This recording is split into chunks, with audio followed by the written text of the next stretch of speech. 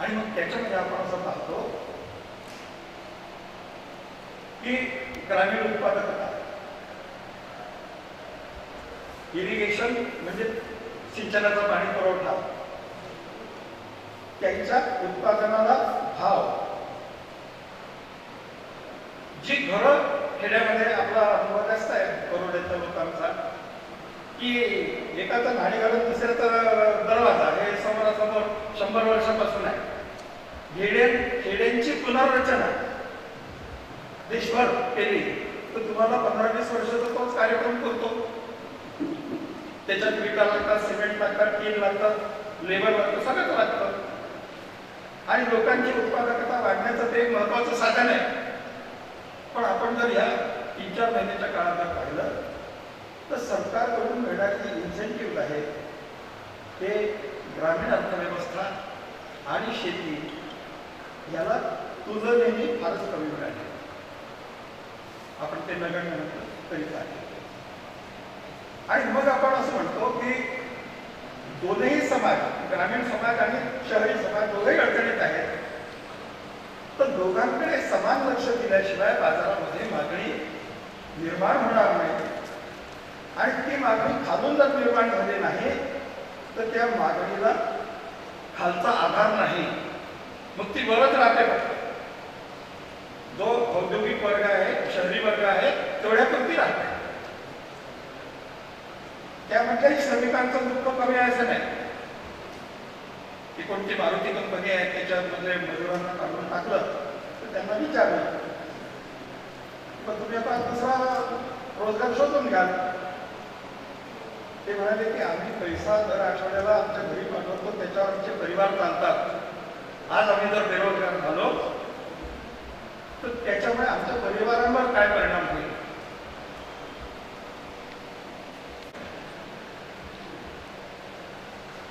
आता दुसरं बघा, आपण बघा डॉक्टर विनायक देशपांडेने पण चांगला उल्लेख केला त्याचा की नोटबंदीचं काय वेगळं. मी एक पुस्तिका लिहिली त्याच्यावर. त्यावेळेला मी ऑल इंडिया मॅन्युफॅक्चरर्स असोसिएशनच्या संपर्कातही होतो. त्यांनी असं म्हटलं की आम्ही दर आठवड्याला केंद्र सरकारला रिपोर्ट पाठवतोय की ऑल इंडियामध्ये किती कारखाने बंद पडते, पण त्याची पोच सुद्धा सरकारकडून आम्हाला आली नाही, चर्चा तर झाली नाही. मी कारला स्टँडर्ड करणार आहे आणि काही अर्थशास्त्रज्ञांच्या म्हणण्याप्रमाणे आज कार इंडस्ट्री सगळ्यात मोठी इंडस्ट्री आहे, ज्याला स्पेअर पार्ट्स खूप लागतात म्हणून त्याचा परिणाम लोकांना होतो. आणि मग सरकार आज अशा परिस्थितीत आलेलं आहे की माननीय अर्थमंत्र्यांनी 2 दिवसापूर्वी जाहीर केलं की आम्ही हे तर सगळं केले.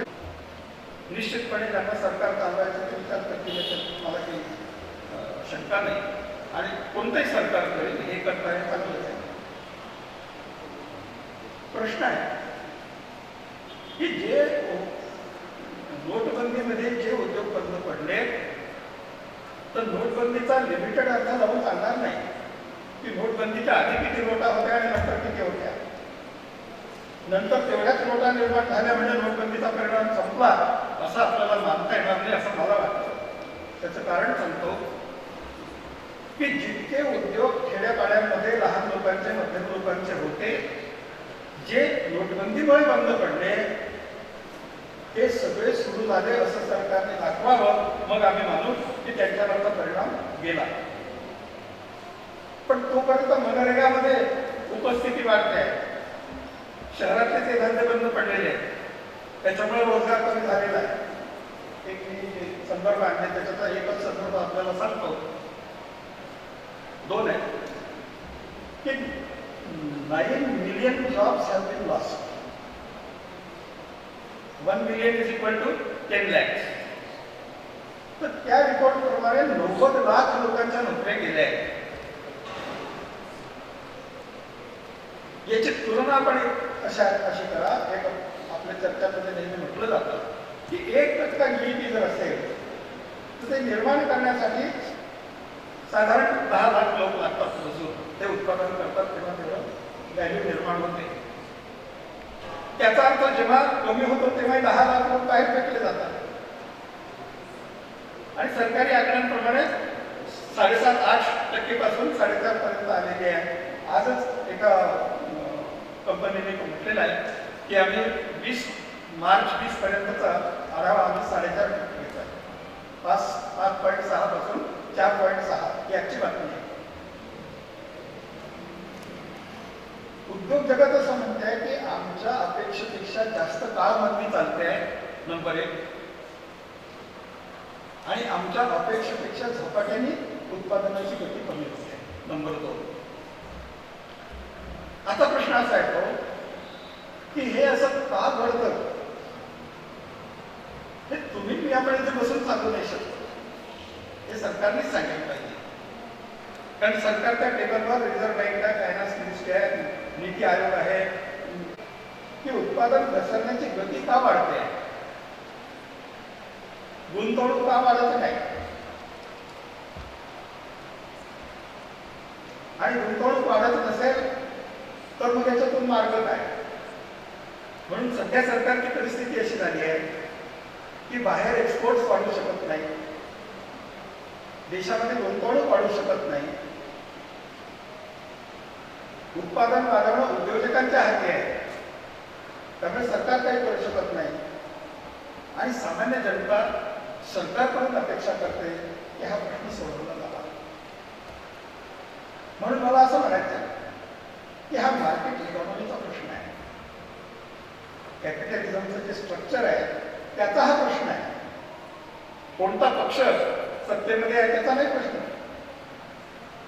पण आज जर 90 लाख नोकऱ्या जर गेल्या असतील आणि 1 कोटी समजा एका मिनिटात होता, तर माननीय प्रधानमंत्र्यांनी तेव्हाच आपल्याला आशा दाखवली होती की दरवर्षी आम्ही 2 कोटी रोजगार निर्माण करू.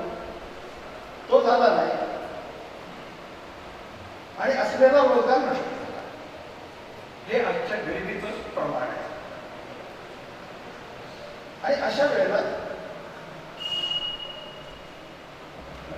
तत्व आहे की सरकारने लोकांना प्रत्यक्ष परिस्थितीची कल्पना देणं हे आवश्यक आहे.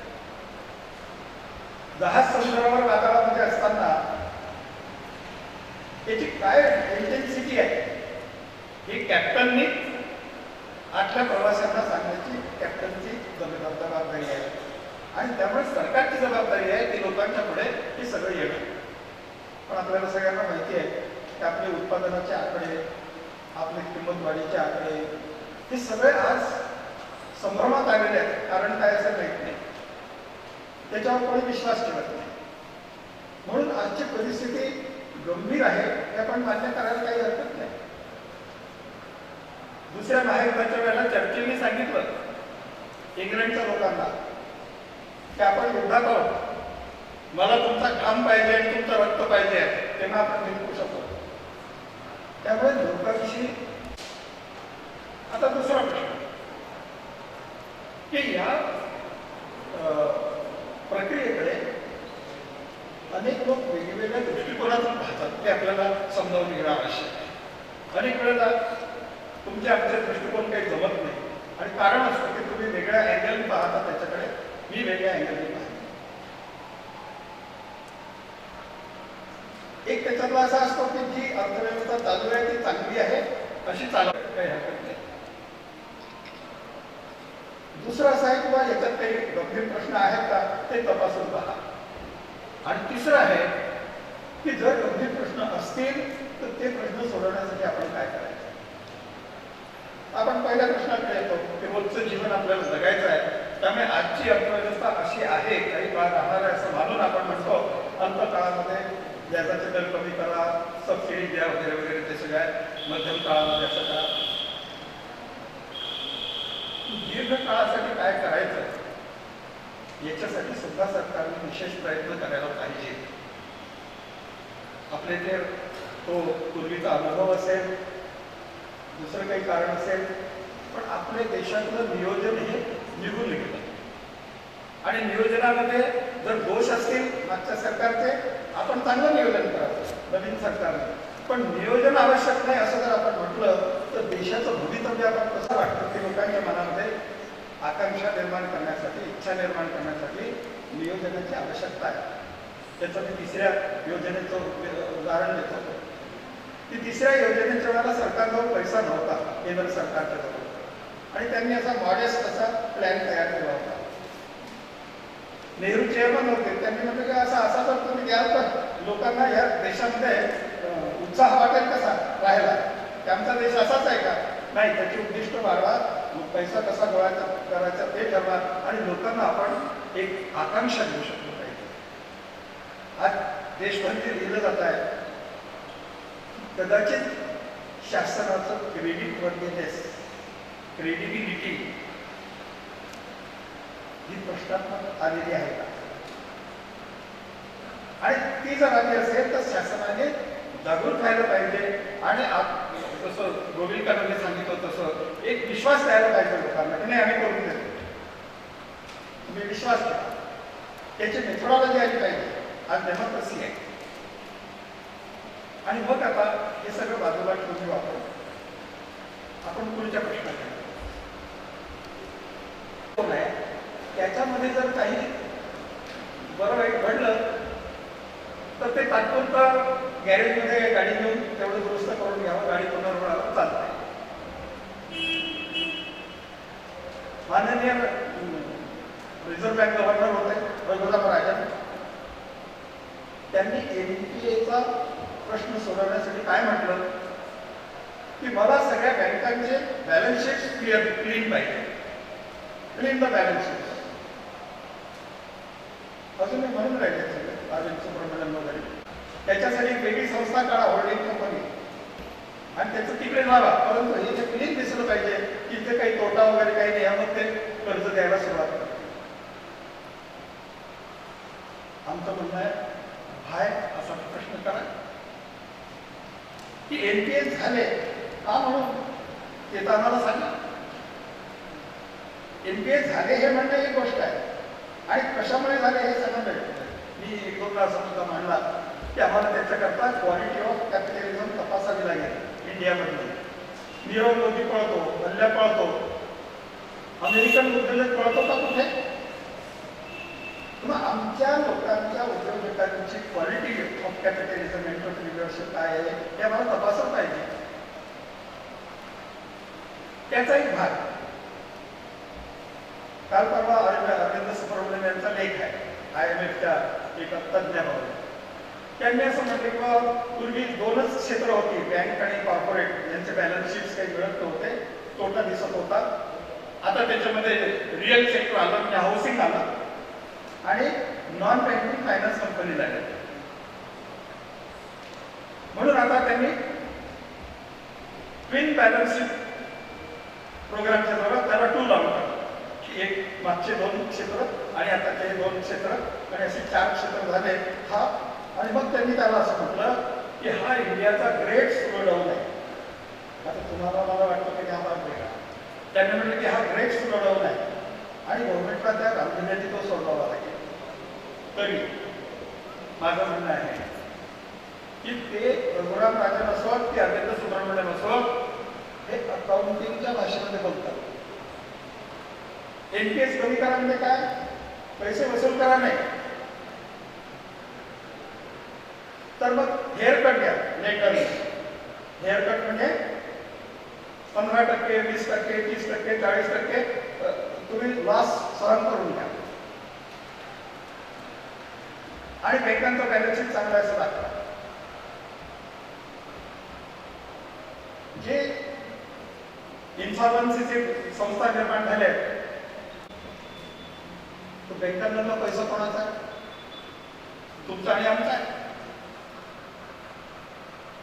ते थकीत कर्ज कमी करण्यासाठी एक प्रोव्हिजनिंग असा शब्द काढायचा आणि थकीत कर्जामध्ये तो टाकून द्यायचा, थकीत कर्ज कमी करायचं. मी असं म्हटलं की मी जो पैसा बँकेमध्ये ठेवतो तो बँका वापरतात, त्याच्यावर तो नफा कमावतात, आणि ज्यांनी कर्ज परत केली नाही त्यांची कर्ज परत करण्यासाठी माझ्या पैशावरचा नफा अकाउंटिंगमध्ये ठीक आहे, इकडचा काढला इकडे टाकला, हे ठीक आहे का? त्यात काही नैतिकता आहे. आणि माझं म्हणणं हे की ते त्यांना नैतिकता जाणवत नाही, हे मला फार दुःखाचं वाटतं की रघुराम राजनने असं म्हणावं, अरविंद सुब्रमण्यमने असावं म्हणावं, म्हणजे ते असं आहे की मग मेथीची जुडी घ्यायची की कोथिंबीरची घ्यायची, इतके सिंपल प्रश्न त्यांना वाटतात की असं असं करा होऊन जाईल. मला असं म्हणायचं आहे की मार्क्सनी म्हटल्यापासून, केन्सनी म्हटल्यापासून आजपर्यंत आपण तेच कारण सांगत आहोत की मागणी कमी आहे. मार्क्स फार फार दूरवर होता. केन्सने 1936 मध्ये सांगितल्यापासून 2019 पर्यंत या जगातली अर्थव्यवस्था अशी का नाही बदलली की जिथे डिमांडची डेफिशियन्सी राहू नये म्हणून. आणि ती जर बदलली नसेल तर मग मार्केटमध्ये असं घडतं हेही सांगतात नाही. तो बाजार आहे आता तुम्हाला, मग मला वेगळं म्हणायचं आहे. तो माझा शेवटचा मुद्दा आहे की बाजार व्यवस्थेमध्ये जर 100 वर्ष हा प्रश्न सुटत नसेल आणि गरीब माणसाची संरचना आहे आर्थिक, तर तीच टिकून राहावी असे आपण आग्रह धरायचा का? आता आपल्याला मानसिक दडपण आहे बदल करायचा म्हटलं की अरे असं कसं म्हणतात तुम्ही व्यवस्था बदल, तर माझ्यासाठी तुम्ही दिशा असा दिलेला आहे म्हणजे दिशेच्या दृष्टीने बदल राहिला. आता मी तुम्हाला 2 संदर्भ वाचून दाखवतो, ते वाचण्यासारखे. म्हणून एक संदर्भ आहे की अमेरिकन एक अर्थशास्त्रज्ञाचा वारला मागच्या 15 दिवसामध्ये पॉल व्होल्कर नावाचे आहे त्यांचं. ते 2008च्या नोंदीमध्ये मुख्य त्या फेडरल बँकेचे चेअरमन होते. तर त्यांच्या या मृत्यूमुळे लोकांनी आपापल्या हे व्यक्त केलं. त्यांचा एक भाषणाचा अंश छापला गेला आहे. द सेंट्रल इश्यू इज, ते काय म्हणतात, पेरिफेरल नाही, मार्जिनवरचा नाही, मुख्य मुद्दा कोणता आहे? The central issue is we are developing a plutocracy. म्हणजे काही मोजक्या लोकांच्या श्रीमंतीचा समाज आपण निर्माण करतो आहोत, डेमोक्रेसीच्या ऐवजी.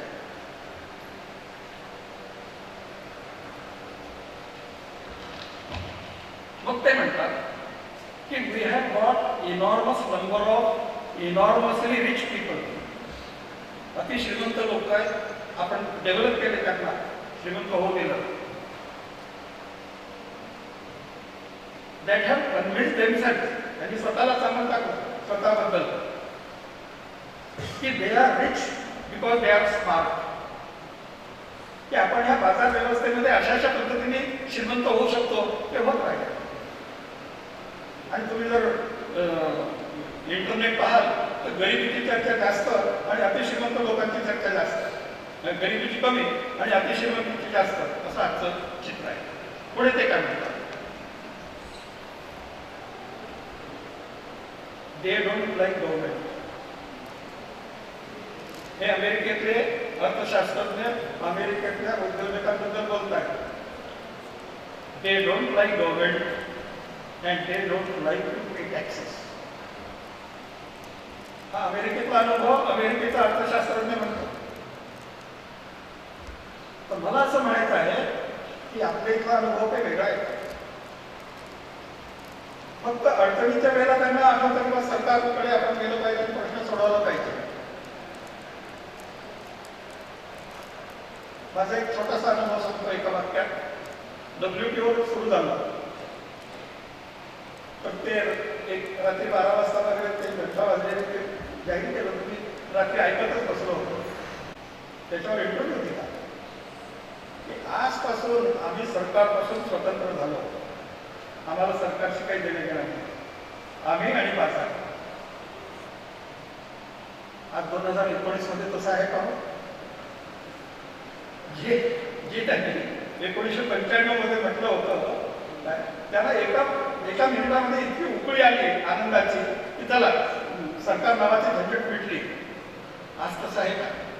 हे सगळे लोक सरकारकडे जातात इन्सेंटिव्ह मागण्यासाठी. आणि असं जर असेल, अशा प्रकारचा समाज जर विकसित देशामध्ये डेव्हलप होत असेल, जो भारतातही थोड्या मोठ्या प्रमाणात होतो आहे, तर त्याचं उत्तर काय आणि त्याची कारण काय? आता हा चांगला मत आहे एका माणसाचं, ते वाचून दाखवतो. नावाची जी चॅनल आहे त्याच्यावर तो बोलतो आहे युरोपच्या समाजाबद्दल. आणि तो काय म्हणतो, the world has gone mad, the world has gone mad with so much of free money. पैसा छापता, डॉलर छापता, जगभर फ्री होते. The world has gone mad with so much of free money, and the system is broken. आता मी जर म्हटलं की भांडवलशाही धोक्यामध्ये आहे तर तुम्ही मला नावं केला, मला माहीत आहे. पण आता तो म्हणतो की सिस्टीम इज ब्रोकन, मोडकळीला आहे सिस्टीम. पुढे तो काय म्हणतो, at the same time as money, ज्यांच्याजवळ पैसा आहे आणि पद आहे, क्रेडिट वर्दीनेस, त्यांना अधिक पैसा मिळतो, ते अधिक श्रीमंत बनतात, त्यांना अधिक संधी मिळतात आणि लोक आणि ते यांच्यामध्ये इकॉनॉमिक आणि पॉलिटिकल गॅप निर्माण होते, अंतर निर्माण होते. मग तो म्हणतो की ह्या गॅप वाढण्यासाठी टेक्नॉलॉजी मदत करते, की ज्यामध्ये उत्पादन वाढतं, उद्योजकाचं उत्पन्न वाढतं पण रोजगार वाढत. त्यामुळे कामगार हा वंचित राहतो आणि दुसरा वर्ग श्रीमंत होत जातो. तो आधी कसा आहे आणि टेक्नॉलॉजीमुळे आणखी वाढतो. नंतर तो म्हणतो की जो ट्रिकल डाऊन इफेक्ट म्हटला होता, की श्रीमंत माणूस काय त्याला म्हणतो, पाणीपुरी खाईल, मग तो पैसा पाणीपुरीवाल्याकडे जाईल, मग पाणीपुरीवाला किराण्याकडे जाईल, मग तो पैसा असा खाली उतरेल. तो म्हणतो trickle down effect has not work and it has not gone up to workers. समाजातली संपत्ती मजुरांपर्यंत गेलेली नाही.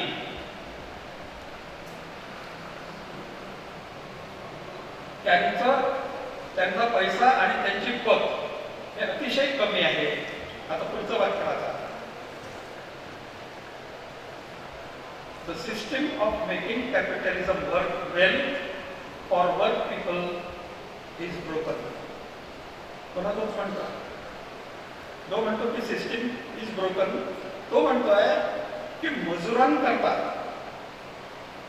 पैसा आणि पद हे जर मिळालं कोणी आपला धंदा करेल ना, आणि ते देऊन कॅपिटलिझम चालवायचं, कॅपिटलिस्ट व्यवस्था चालवायची, हे होत नाही आहे. ही यंत्रणा मोडून पडलेली आहे. आणि आता शेवटचं तो काय म्हणतो तेच मला म्हणायचं आहे. ते म्हणतो this set of circumstances is unsustainable. हे चालू शकत नाही. And certainly can no longer be push. ते पुन्हा तुम्ही त्याला ढकलून सिस्टीम चालवण्याचं काम कराल तर ते शक्य नाही आहे. As it has been push since 2008. 2008 नंतर अमेरिकेमध्ये कंपन्यांना खूप मदत दिली गेली सरकारकडून आणि हे पुश केलं गेलं की तो पैसा कामगारापर्यंत जाईल, सिस्टीम चालेल. पुढचं, that is why I believe that the world is approaching a big paradigm shift. म्हणून ही व्यवस्था चालत नाही आहे. आपण जेव्हा म्हणतो की अमेरिकेतही चालत नाही असं तो म्हणतो, आणि तो म्हणतो की याच्यातून एक पॅराडाईम शिफ्ट म्हणजे मोठ्या प्रकारचा बदल घडून येईल असं त्याला वाटतं. आणि मग त्याचं उत्तर त्याच्या पटनाईक पाहिजे आहे, काय नाव त्यांचं, प्रोफेसर जो उत्साह पटनाईक, त्यांनी फार सुंदर लिहिलं की उत्पादन बाजारात विकल्यानंतर जे उत्पन्न निर्माण होतं तर मजुरीपेक्षा ते जितकं जास्त असेल त्याला सरप्लस म्हणतात. सरप्लस मूल्य. ते सरप्लस पुन्हा मजुरापर्यंत येईपर्यंत श्रीमंतांकडेच राहतं. आणि ते जर मजुरांपर्यंत येऊच दिलं नाही तर त्याच्याकडून मागणी निर्माण होणारच नाही.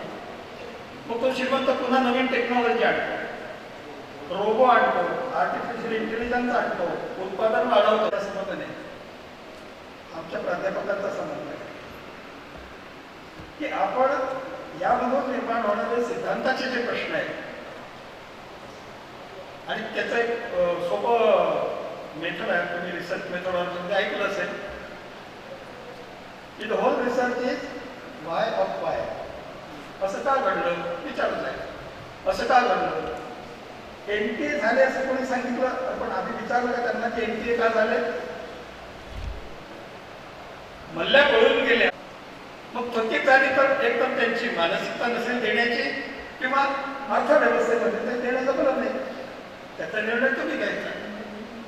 त्यामुळे आपण जे सगळे अर्थशास्त्राचे अभ्यासक आहोत, आपल्याला समाजाच्या भावी आर्थिक परिस्थितीची दिशा समजावून घ्यायची असली तर आपल्याला या सगळ्या गोष्टींचा विचार करावा लागेल आणि प्रत्येक गोष्टीला असं का म्हणून करताय असा प्रश्न विचारावा लागेल. तो जर आपण विचारू लागलो तर मला असं वाटतं की आपल्यालाही उत्तर मिळतील, आपल्या मित्रांकडून आपल्याला उत्तर मिळतील आणि त्याच्यातून सगळ्यात मोठा ॲडव्हान्टेज आपण ही परिषद चालवतो की आपल्या विद्यार्थ्यांना आपल्याकडून कळेल, कारण आपल्याला कळलं प्राध्यापकाला तर त्यालाही कळेल. आणि म्हणून त्या दृष्टिकोनातून आपल्या सगळ्यांचं वैचारिक मंथन होणं आणि ह्या सिस्टीमचं भवितव्य काय आहे हे आपण सगळ्यांनी चर्चा करत राहणं हे अत्यंत आवश्यक आहे. मला इथे संधी दिली, मी काही जास्त वेळ बोललो असेल तर मला माफ करा, परंतु मुळातच टाईम टेबल बिघडलेलं असल्यामुळे मी त्याची चिंता केली नाही. आपण सगळ्यांनी ऐकले.